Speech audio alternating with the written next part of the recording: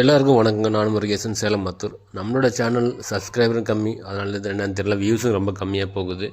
இன்னும் நிறைய பேருக்கு நம்ம தீவன தொட்டி ரேட்டும் கம்மி, பார்சல் சார்ஜும் நம்மள்ட்ட ரொம்ப ரொம்ப கம்மிங்க. நிறைய பேருக்கு இன்னும் தெரியல. முடிஞ்ச அளவுக்கு உங்களுக்கு தேவைப்பட்டாலும், இல்லை உங்களோட தெரிஞ்சவங்களுக்கு, உங்கள் ஃப்ரெண்ட்ஸுக்கு தேவைப்பட்டாலும் வீடியோவை ஷேர் பண்ணுங்கள்.